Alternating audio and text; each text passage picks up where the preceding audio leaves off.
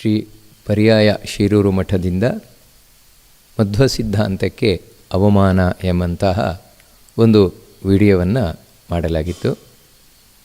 ಅದರಲ್ಲಿ ಕಡೆಯಲ್ಲಾಗಬೇಕಾದ್ರೆ ಪರಮಪೂಜ್ಯ ಪ್ರಾತಸ್ಮರಣೀಯರಾದಂತಹ ವಿಶ್ವೇಶತೀರ್ಥ ಶ್ರೀಪಾದರನ್ನು ಉಲ್ಲೇಖಿಸಿ ಒಂದು ವಿಷಯವನ್ನು ತಿಳಿಸಲಾಗಿತ್ತು.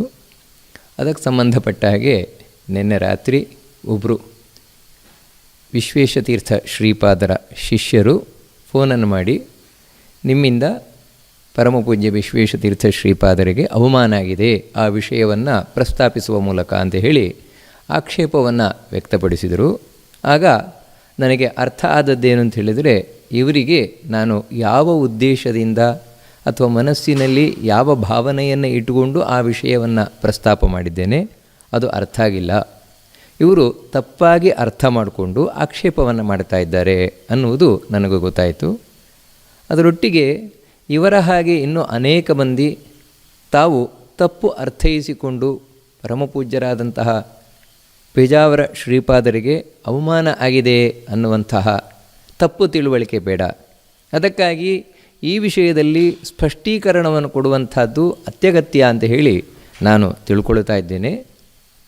ಕಾರಣ ಏನು ಅಂತ ಹೇಳಿದರೆ, ಪರಮಪೂಜ್ಯರಾದಂತಹ ಪ್ರಾತಸ್ಮರಣೀಯರಾದ ಶ್ರೀ ವಿಶ್ವೇಶತೀರ್ಥ ಶ್ರೀಪಾದರು ಯಾರಿಂದಲೂ ಕೂಡ ಅವಮಾನಿಸಲು ಯೋಗ್ಯರಲ್ಲದೇ ಇರುವಂಥವರು. ಎಲ್ಲರೂ ಕೂಡ ಅವರನ್ನು ಸನ್ಮಾನ ಮಾಡಲೇಬೇಕು. ಕಾರಣ ಏನಂದರೆ ಅವರ ವ್ಯಕ್ತಿತ್ವವೇ ಅಂಥದ್ದು. ಅವರು ಅಜಾತ ಶತ್ರುವಾಗಿದ್ದವರು. ಯಾಕಂದರೆ ಯಾರನ್ನೇ ಆಗಲಿ ನಾವು ಆಕ್ಷೇಪಿಸಬೇಕು, ಅವಮಾನ ಮಾಡಬೇಕು, ದ್ವೇಷ ಸಾಧಿಸಬೇಕು ಅಂತೇಳಿದರೆ ಅಂಥ ಯಾವುದಾದ್ರೂ ಗುಣಗಳು ಅವರಲ್ಲಿ ಇರಬೇಕು, ದುರ್ಗುಣಗಳು. ಆದರೆ ನಾನು ಕಂಡ ಹಾಗೆ ಪರಮಪೂಜ್ಯ ಪೇಜಾವರ ಶ್ರೀಪಾದರಲ್ಲಿ ಅಂತಹ ಆ ದ್ವೇಷಕ್ಕೆ ಕಾರಣವಾದಂತಹ ಗುಣಗಳಿದ್ದದ್ದು ಬಹಳ ಕಡಿಮೆ ಅಂತ ನಾನು ತಿಳ್ಕೊಳ್ತೇನೆ.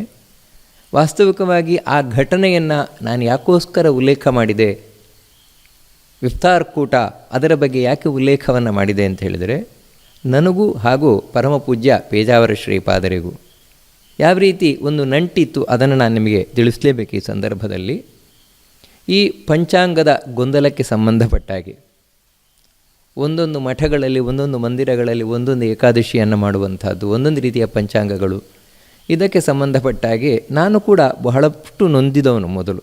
ಎಲ್ಲಿವರೆಗೆ ಅಂದರೆ, ನಮ್ಮ ಮನೆಯಲ್ಲೇ ನನ್ನ ತಂದೆ ಒಂದು ಪಂಚಾಂಗವನ್ನು ತಾವು ಅನುಸರಿಸ್ತಾ ಇದ್ದರೆ ನಾನು ಒಂದು ಪಂಚಾಂಗವನ್ನು ಅನುಸರಿಸ್ತಾ ಇದ್ದೆ. ಯಾಕಂತ ಹೇಳಿದರೆ ಅವರಿಗೊಂದು ಮಠದ ಅಭಿಮಾನ, ನನಗೊಂದು ಮಠದ ಅಭಿಮಾನ, ಈ ರೀತಿ ಇದ್ದದ್ದು.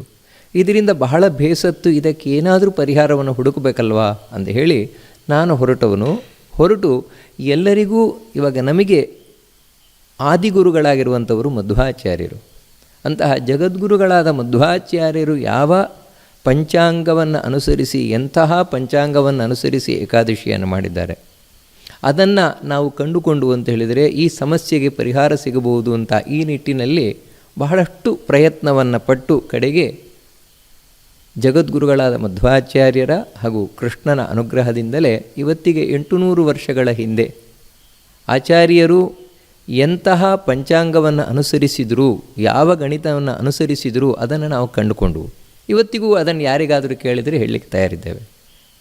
ಈ ಪಂಚಾಂಗದ ಗಣಿತವನ್ನು ನಾವು ಕಂಡುಕೊಂಡು ಮೊದಲು ಇದನ್ನು ಪ್ರಸ್ತಾಪ ಮಾಡಿದೆ ಪರಮಪೂಜ್ಯರಾದಂತಹ ವಿಶ್ವೇಶತೀರ್ಥ ಶ್ರೀಪಾದರ ಬಳಿ. ನಾವೊಂದು 3-4 ಜನ ಯಾರು ಇದರ ಬಗ್ಗೆ ಶ್ರಮವನ್ನು ಪಟ್ಟಿದ್ವು, ನಾವು ಹೋಗಿ ಆ ಪೇಜಾವರ ಶ್ರೀಪಾದರ ಬಳಿ, ಸ್ವಾಮಿ ರೀತಿ ಜಗದ್ಗುರುಗಳಾದ ಮಧ್ವಾಚಾರ್ಯರು ತಾವು ಮಾಡಿರುವಂತಹ ಪಂಚಾಂಗ ಬೇರೆಯೇ ಇದೆ, ಅದು ಆರ್ಯಭಟವೂ ಅಲ್ಲ, ಅದು ನವೀನ ದುರ್ಗಣಿತವೂ ಅಲ್ಲ, ಇದು ಯಾವುದೂ ಅಲ್ಲ, ಈ ರೀತಿ ನಾವು ಸ್ಪಷ್ಟವಾಗಿ ಅವರ ಮುಂದೆ ಇಟ್ಟಾಗ ವಿಶಾಲವಾದ ಮನಸ್ಸು ಉಳ್ಳಂತಹ ಆ ಪರಮಪೂಜ್ಯ ಪೇಜಾವರ ಶ್ರೀಪಾದರು ಕೂಡಲೇ ಅದಕ್ಕೆ ಸಂಬಂಧಪಟ್ಟ ಜ್ಯೋತಿಷ್ಯ ವಿದ್ವಾಂಸರನ್ನು ಕರೆಸಿದರು. ಅವರನ್ನು ಮಾತ್ರ ಮತ್ತಾರೂ ಇಲ್ಲ, ಉಡುಪಿಯ ಪೇಜಾವರ ಮಠದಲ್ಲಿ.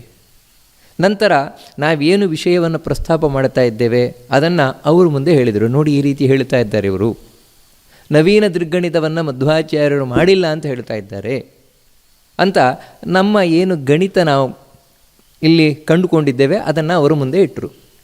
ಆಗ ಆ ಜ್ಯೋತಿಷಿಗಳು, ಯಾವ ಜ್ಯೋತಿಷಿಗಳು ಹಿಂದಿನಿಂದಲೂ ಪೇಜಾವರ ಸ್ವಾಮಿಗಳು ಮಾತ್ರ ಅಲ್ಲ, ಅವರ ಗುರುಗಳಾದಂತಹ ಪರಮಪೂಜ್ಯ ಪ್ರಾತಸ್ಮರಣೀಯರಾದ ವಿದ್ಯಾಮಾನ್ಯ ತೀರ್ಥರಿಗೂ ಕೂಡ ಮಾರ್ಗದರ್ಶನ ಮಾಡ್ತಾಯಿದ್ರು ಅಂತಹ ಜ್ಯೋತಿಷ್ಯ ವಿದ್ವಾಂಸರು. ಅವರು ಕೂಡಲೇ ತಾವು ಹೇಳಿದರು, ಹೌದು ಸ್ವಾಮಿ, ನವೀನ ತ್ರಿಗಣಿತವನ್ನು ಮಧ್ವಾಚಾರ್ಯರು ಮಾಡಿಲ್ಲ, ಮಾಡಲಿಕ್ಕೆ ಸಾಧ್ಯವೂ ಇಲ್ಲ, ಹಿಂದಿನ ಯಾವ ಋಷಿಮುನಿಗಳು ಮಾಡಿಲ್ಲ, ಇತ್ತೀಚೆಗೆ ಇದು ಬಂದಿರುವಂಥದ್ದು ಸರಿಯಾಗಿದೆ, ಅದನ್ನು ನಾವು ಅನುಸರಿಸಬೇಕು, ಇಷ್ಟೇ ಅವರು ಹೇಳಿದರು. ಇದು ಒಂದು ರೀತಿ ಪೇಜಾವರ ಸ್ವಾಮಿಗಳಿಗೆ ಬಹಳ ಶಾಖನ್ನುಂಟು ಮಾಡಿದಂತಹ ವಿಷಯ. ಯಾಕಂದರೆ ಮಧ್ವಾಚಾರ್ಯರು ಮಾಡಿಲ್ಲ, ಹಿಂದಿನ ಋಷಿಮುನಿಗಳು ಯಾರು ಮಾಡಿಲ್ಲ ಅಂದರೆ ಇದನ್ನು ಅನುಸರಿಸುವುದು ಯಾವ ರೀತಿಯಿಂದ ಅಂತ. ಆ ಬಳಿಕ ಅವರು ಇದಕ್ಕೇನು ಪರಿಹಾರ, ಆ ವಿಷಯದಲ್ಲಿ ನೀನು ಮಾಡೋದಕ್ಕೆ ಸಂಬಂಧಪಟ್ಟ ಹಾಗೆ ಅಂತ ಹೇಳಿದರು. ಅದಕ್ಕೋಸ್ಕರ ನಾವು ಇನ್ನೂ ಇದರ ಬಗ್ಗೆ ಪ್ರಯತ್ನವನ್ನು ಪಟ್ಟು ಈ ಗಣಿತವನ್ನು ಸರಿ ಮಾಡಬೇಕು. ನಮ್ಮ ಪ್ರಾಚೀನರು ಯಾವ ರೀತಿ ಸರಿ ಮಾಡಿದ್ದಾರೋ ಅದೇ ರೀತಿ ಮಾಡಬೇಕು ಅನ್ನುವಂತಹ ಪ್ರಯತ್ನ ಪಟ್ಟವು. ಅದಕ್ಕೆ ಪೇಜಾವರ ಸ್ವಾಮಿಗಳು ಪಾಪ ಎಷ್ಟು ಹೇಳಿದರು ಅಂತ ಹೇಳಿದರೆ, ಅದಕ್ಕೆ ಎಷ್ಟು ಖರ್ಚಾದರೂ ಕೂಡ ನಾನು ಕೊಡ್ತೇನೆ, ಅದಕ್ಕಾಗುವ ಖರ್ಚುಗಳೆಲ್ಲವೂ ನಾನು ಕೊಡ್ತೇನೆ, ಈ ಪಂಚಾಂಗದ ಗೊಂದಲ ಸರಿಯಾಗಬೇಕು ಅಂದರೆ ಅವರಿಗೆ ಸಮಾಜದ ಬಗ್ಗೆ ಇದ್ದಂತಹ ಕಾಳಜಿ, ಇದು ನಾನು ಕಂಡದ್ದನ್ನು ಹೇಳ್ತಾ ಇರುವಂಥದ್ದು. ಅವರಿಗೆ ಧರ್ಮದ ಬಗ್ಗೆ ಇದ್ದಂತಹ ಕಾಳಜಿ, ಇದನ್ನು ನಾನು ಕಂಡದ್ದು ಹೇಳ್ತಾ ಇರೋದೇ ಹೊರತು ಇನ್ನೊಬ್ಬರ ಅಭಿಪ್ರಾಯವನ್ನಲ್ಲ ನಾನು ಹೇಳ್ತಾ ಇರುವಂಥದ್ದು. ನೀನು ಅದಕ್ಕೆ ಸಂಬಂಧಪಟ್ಟಾಗ ಮಾಡು ಅಂತ ನನಗೆ ಹೇಳಿದರು ಪೇಜಾವರ ಶ್ರೀಪಾದರು. ಅದಕ್ಕೆ ಸಂಬಂಧಪಟ್ಟಾಗೆ ನಾನು ಬೇರೆ ಜ್ಯೋತಿಷಿಗಳನ್ನು ಕರ್ಕೊಂಬಂದೆ. ಪೇಜಾವರ ಪರ್ಯಾಯದಲ್ಲೇ ಪಾಪ ಅವರು ಮಂತ್ರಾಕ್ಷತೆಯನ್ನು ಕೊಟ್ಟು ಪರಮಪೂಜ್ಯ ಪೇಜಾವರ ಶ್ರೀಪಾದರು ನೀವು ಮಾಡಿ ಅಂತ ಅದಕ್ಕೆ ಅವರಿಗೆ ತಿಂಗಳು ಸಂಭಾವನೆಯನ್ನು ಕೂಡ ಕೊಟ್ಟರು. ಆದರೆ ಅದು ಸರಿಯಾಗಲಿಲ್ಲ.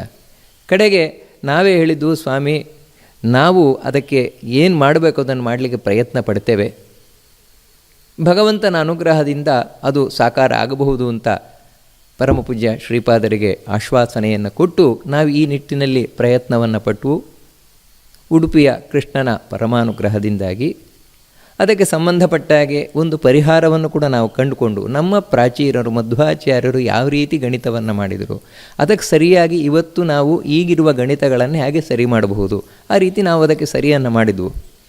ಮಾಡಿ ಅದನ್ನು ಪೇಜಾವರ ಶ್ರೀಪಾದರಿಗೆ ಸಲ್ಲಿಸಬೇಕು. ಯಾಕಂದರೆ ಪೇಜಾವರ ಸ್ವಾಮಿಗಳು ಹೇಳಿದರು, ನೀನು ತಂದು ಕೊಡು ನನಗೆ, ಮುಂದಿನದ್ದು ನಾನು ನೋಡುತ್ತೇನೆ ಅಂತ ಹೇಳಿದರು. ಅದಕ್ಕೋಸ್ಕರ ನಾವು ಅದನ್ನು ಸರಿ ಮಾಡಿ ಪೇಜಾವರ ಸ್ವಾಮಿಗಳಿಗೆ ಇನ್ನು ತೊಗೊಂಡು ಹೋಗ್ಕೊಡ್ಬೇಕು. ಅದನ್ನು ಅಷ್ಟಾಗುವಾಗ ನಮಗೆ ಸುದ್ದಿ ಸಿಕ್ಕಿದ್ದೇನು ಅಂತ ಹೇಳಿದರೆ, ಪರಮಪೂಜ್ಯ ಶ್ರೀಪಾದರು ಆಸ್ಪತ್ರೆಗೆ ದಾಖಲಾಗಿದ್ದಾರೆ ಅನ್ನುವಂತಹ ವಿಷಯ ತುಂಬ ಬೇಸರವನ್ನುಂಟು ಮಾಡಿತು, ಬಹಳ ದುಃಖವನ್ನುಂಟು ಮಾಡಿತು. ಆ ಸಂದರ್ಭದಲ್ಲಿ ನಾನು ಯೋಚನೆಯನ್ನು ಮಾಡಿದ್ದೇನು ಅಂತ ಹೇಳಿದರೆ, ಸ್ವಾಮಿಗಳಿಗೆ ಈ ರೀತಿ ಆಗಲಿಕ್ಕೆ ಏನು ಕಾರಣ? ಯಾಕಂತ ಹೇಳಿದರೆ ಅವರ ಆ ಸನ್ಯಾಸ ದೀಕ್ಷೆಯಾಗಲಿ, ನಿತ್ಯ ಪಾಠ ಪ್ರವಚನ ಆಗಲಿ, ಮತ್ತು ಯಾವುದೇ ಒಂದು ಕಪ್ಪು ಚುಕ್ಕೆ ಇಲ್ಲ. ಅವರ ಸನ್ಯಾಸದ ಜೀವನದಲ್ಲಿ ಯಾವುದೇ ಕಪ್ಪು ಚುಕ್ಕೆ ಇಲ್ಲ. ಮತ್ತು ಯಾರನ್ನೂ ಕುರಿತು ನಿಷ್ಠುರವಾಗಿ ಮಾತಾಡುವಂಥವರಲ್ಲ. ಎಲ್ಲಕ್ಕಿಂತಲೂ ಮುಖ್ಯವಾಗಿ ತಾವು ವಿದ್ಯಾಪೀಠವನ್ನು, ಪೂರ್ಣಪ್ರಜ್ಞ ವಿದ್ಯಾಪೀಠವನ್ನು ಸ್ಥಾಪಿಸಿ, ಯಾಕೆಂತೇಳಿದರೆ ಅದಕ್ಕೆ ಸಂಬಂಧಪಟ್ಟ ನನಗೆ ಹಿರಿಯ ವಿದ್ವಾಂಸರಾದಂತಹ ಮಾಳಗಿ ರಾಮಾಚಾರ್ಯರು ಒಂದು ವಿಷಯವನ್ನು ಹೇಳ್ತಾ ಇದ್ದರು. ಸ್ವಾಮಿಗಳು ವಿದ್ಯಾಪೀಠಕ್ಕೋಸ್ಕರ ಮನೆ ಮನೆಗೆ ಹೋಗಿ ಭಿಕ್ಷೆ ಬೇಡಿದ್ದಾರೆ ಅಂತ. ಇದನ್ನು ಕೇಳಿದಾಗ ನನಗೂ ರೋಮಾಂಚನ ಆಗೋಯಿತು. ಯಾಕಂತೇಳಿದರೆ ಈ ರೀತಿ ಯಾರೋ ಮಕ್ಕಳು, ಆ ಮಕ್ಕಳಿಗೆ ತಾವು ಈ ಶಾಸ್ತ್ರೀಯ ವಿದ್ಯೆಯನ್ನು ಕಲಿಸಬೇಕು, ಅದು ತಮ್ಮ ಕರ್ತವ್ಯ ಅಂತ ತಿಳಿದು ಮನೆ ಮನೆಗೆ ಭಿಕ್ಷೆ ಬೇಡಿದಂತಹ ವ್ಯಕ್ತಿಗಳು ನಿಜವಾದ ಸನ್ಯಾಸ. ಇದನ್ನೆಲ್ಲ ಕೇಳಿ ಇಂತಹ ವ್ಯಕ್ತಿತ್ವ ಉಳ್ಳವರಿಗೆ ಯಾಕೆ ಈ ರೀತಿ ಆಯಿತು ನೋಡಿ, ಇದು ನಾನು ಯೋಚನೆಯನ್ನು ಮಾಡಿದ್ದು.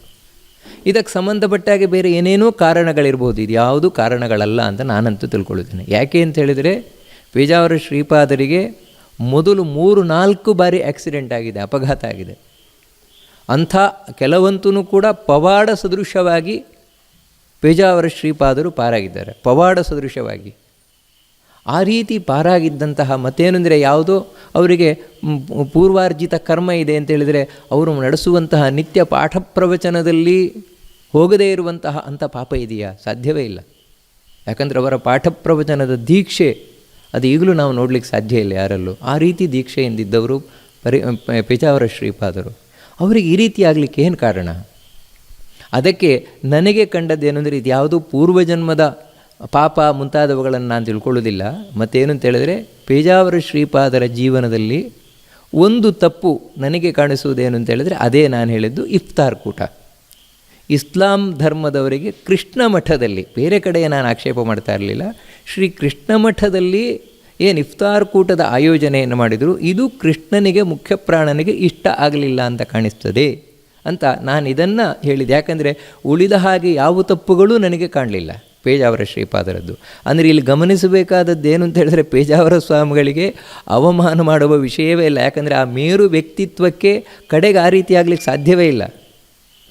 ಅಲ್ಲಿ ಆಗಿದೆ ಅಂತ ಹೇಳಿದರೆ ಅದಕ್ಕೆ ನಾನು ತಿಳ್ಕೊಳ್ಳುವಂಥದ್ದು ಈ ರೀತಿ ಆಗಿರುವುದಿರಬಹುದು, ಇದು ಕೃಷ್ಣ ಮುಖ್ಯಪ್ರಾಣನಿಗೆ ಇಷ್ಟವಾಗದ ವಿಷಯ ಇರಬಹುದು ಅಂತ ಈ ರೀತಿ ನಾನು ಅಂದಾಜು ಮಾಡಿ ಅದನ್ನು, ಇದು ಕೇವಲ ನನ್ನ ಅಭಿಪ್ರಾಯ ಹೊರತು ಇದೇ ನಿಜವಾದ ಕಾರಣ ಅಂತ ನಾನು ಹೇಳಲಿಕ್ಕೆ ತಯಾರೂ ಇಲ್ಲ.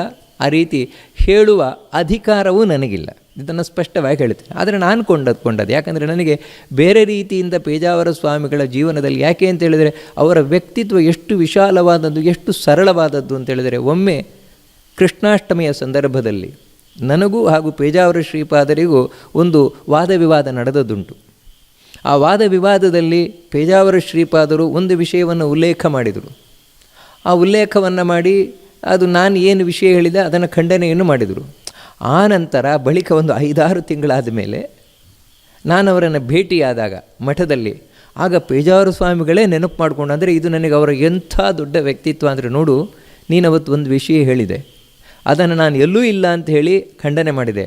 ಆದರೆ ಮತ್ತೆ ನಾನೊಂದು ಆ ಗ್ರಂಥ ನೋಡಿದರೆ ಆ ವಿಷಯ ಇತ್ತು, ನೀನು ಹೇಳಿ ಸರಿ ಇತ್ತು, ನನಗೆ ಯಾರೋ ತಪ್ಪು ಮಾಹಿತಿ ಕೊಟ್ಟಿದ್ದರು, ಅದರಿಂದ ನಾನು ಹೇಳಿದೆ. ಅಂದರೆ ಅವ್ರಿಗೆ ಹೇಳಬೇಕಾದ ಅಗತ್ಯ ಇರಲಿಲ್ಲ ಅದನ್ನು. ಆದರೆ ಅವರ ವ್ಯಕ್ತಿತ್ವ ಎಂಥದ್ದು ಅಂತ, ಇಂಥ ವ್ಯಕ್ತಿತ್ವ ಉಳ್ಳವರನ್ನು ಯಾರು ಅವಮಾನ ಮಾಡಲಿಕ್ಕೆ ಸಾಧ್ಯವೂ ಇಲ್ಲ. ಅವಮಾನ ಮಾಡಿದರೆ ಅವರಿಗೆ ನರಕಾದಿ ಅನರ್ಥ ಆಗದೆ ಬೇರೆ ವಿಧಿಯೂ ಇಲ್ಲ. ಈ ಕಾರಣದಿಂದಾಗಿ ಯಾರೂ ಕೂಡ ಇದು ಪೇಜಾವರ ಸ್ವಾಮಿಗಳಿಗಾದ ಅವಮಾನ ಅಂತ ತಿಳ್ಕೊಳ್ಳಿಕ್ಕೇ ಇಲ್ಲ, ತಿಳ್ಕೊಳ್ಳಬಾರದು. ಮತ್ತೇನೆಂದರೆ ಇದು ಕೇವಲ ನನ್ನ ವೈಯಕ್ತಿಕ ಅಭಿಪ್ರಾಯ. ಯಾರಾದರೂ ಅದು ಕಾರಣ ಅಲ್ಲ ಅಂತ ಹೇಳಿದಾಗ ಬೇರೆ ತಿಳ್ಕೊಳ್ಳಿ, ನೀವು ಏನಾದರೂ ತಿಳ್ಕೊಳ್ಳಿ. ಯಾಕೆ ಅಂತೇಳಿದರೆ ಕಡೆಯಲ್ಲಿ ಪೇಜಾವರ ಸ್ವಾಮಿಗಳಿಗೆ ಆ ರೀತಿ ಆಗಿದೆ ಅಂತೇಳಿದರೆ, ಅಂದರೆ ಆಸ್ಪತ್ರೆಗೆ ದಾಖಲಾಗುವಂತಹ ಒಂದು ವಿಷಯ ಬಂದಿದೆ ಅಂದರೆ ಇದರಿಂದ ಏನೋ ಒಂದಿದೆ, ಅದೇನು ಅನ್ನೋದನ್ನು ನೀವು ನಿಮಗೆ ಸಂಬಂಧಪಟ್ಟ ಹಾಗೆ ತಿಳ್ಕೊಳ್ಳಿ. ಆದರೆ ಇದರಿಂದ ಅವರ ವ್ಯಕ್ತಿತ್ವಕ್ಕೆ ಯಾವುದೇ ಧಕ್ಕೆ ಉಂಟಾಗುವುದಿಲ್ಲ. ಯಾಕೆ ಅಂತೇಳಿದರೆ ನಮ್ಮ ಶಾಸ್ತ್ರ ಪುರಾಣಗಳ ಪ್ರಕಾರ ದೇವತೆಗಳೂ ಕೂಡ ತಪ್ಪು ಮಾಡಿದವರಿದ್ದಾರೆ. ದೇವತೆಗಳು ಕೂಡ ಸಾಮಾನ್ಯರಲ್ಲ, ದೇವತೆಗಳು ಕೂಡ. ಇನ್ಯಾರು ಅಂದರೆ ಭಗವಂತ, ಲಕ್ಷ್ಮೀ, ಪರಶುಕ್ಲತ್ರಯರು ಅಂತ ಯಾರನ್ನು ಹೇಳ್ತೇವೆ ನಾವು, ಅವರನ್ನು ಹೊರತುಪಡಿಸಿ ಉಳಿದಂತೆ ದೇವತೆಗಳೂ ತಪ್ಪು ಮಾಡಿರುವಂಥದ್ದು ಪುರಾಣಗಳಲ್ಲಿ ಉಲ್ಲೇಖ ಬಂದಿದೆ. ಅದರಿಂದಾಗಿ ಆ ದೇವತೆಗಳ ವ್ಯಕ್ತಿತ್ವಕ್ಕೆ ಕುಂದುಂಟಾಗತ್ತೇನು? ಅದೇ ರೀತಿ ಪೇಜಾವರ ಸ್ವಾಮಿಗಳ ಬದುಕಿನಲ್ಲಿ ಇದೊಂದು ತಪ್ಪು, ಅದನ್ನೇ ನಾನು ಉಲ್ಲೇಖ ಮಾಡಿದ್ದೇನೆ ಉದ್ದೇಶಪೂರ್ವಕವಾಗಿ. ಇದೊಂದು ತಪ್ಪು ಅವರ ಜೀವನದಲ್ಲಿ ಮಾಡಿದ್ದು, ಒಂದು ತಪ್ಪು ಅಂತ ನೋಡಿ, ಇದನ್ನು ನಾನು ಗಮನ ಕೊಟ್ಟು ಹೇಳಿದ್ದೇನೆ. ಅದರಿಂದಾಗಿ ಯಾರೇ ವಿಶ್ವೇಶತೀರ್ಥ ಶ್ರೀಪಾದರ ಭಕ್ತರಾಗಲಿ, ಅಭಿಮಾನಿಗಳ, ಯಾಕಂದರೆ ನಾನೂ ಕೂಡ ಪರಮಪೂಜ್ಯ ವಿಶ್ವೇಶ ಶ್ರೀಪಾದರ ಭಕ್ತನೇ. ಅದರಿಂದಾಗಿ ಯಾವತ್ತೂ ಇದರ ಬಗ್ಗೆ ತಪ್ಪು ತಿಳುವಳಿಕೆ ಬೇಡ. ಅದರಿಂದಾಗಿ ತಾವು ಬೇಜಾರು ಮಾಡಿಕೊಳ್ಳುವಂಥ ಅವಶ್ಯಕತೆ ಇಲ್ಲ ಅನ್ನುವಂತಹ ಮಾತನ್ನು ನಾನು ಹೇಳ್ತಾ ನನ್ನ ಈ 2 ಮಾತುಗಳನ್ನು ಮಧ್ವಾಂತರ್ಗತ ಭಗವಂತನಿಗೆ ಅರ್ಪಣೆಯನ್ನು ಮಾಡ್ತಾ ಇದ್ದೇನೆ. ಶ್ರೀಕೃಷ್ಣ ಅರ್ಪಣಮಸ್ತು.